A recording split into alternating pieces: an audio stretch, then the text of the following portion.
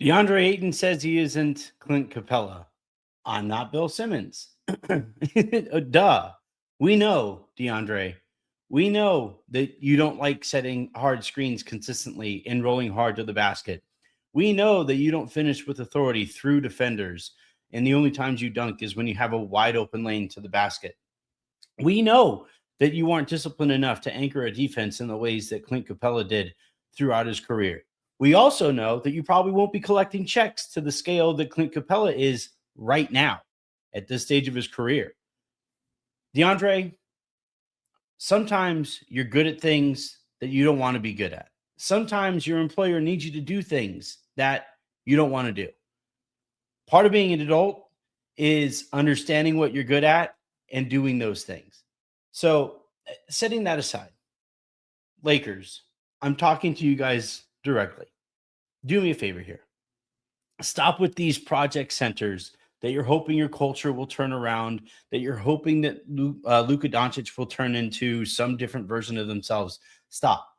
I think this offseason has to begin with a legitimate rethinking of how the Lakers approach that position. It is the most important position on a Luka Doncic team. Think about everything that a center needs to do in the West. You're contending with Victor Wembanyama as he approaches his prime. You're dealing with Nikola Jokic in the middle of his prime.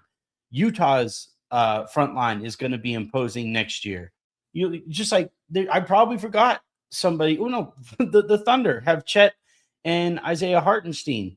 Like you have so many front lines that your starting center needs to be able to compete with on a physical level. And then on top of it, that center is going to be basically one of the foundations or the pillars of your offensive system.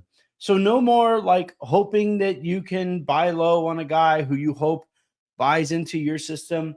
No more former top picks who got stuck in a snowstorm in Portland and you hope becomes a professional in your environment. Stop. No more of that. You're going to have to max out a Jalen Duren. You're going to have to send probably a max offer or close to it to Walker Kessler to maybe get him out of Utah. You're going to have to pay up to get a Nick Claxton. You're going to have to do any of these things that Rob Pelinka has shown to this point an unwillingness to do. And that's going to have to change.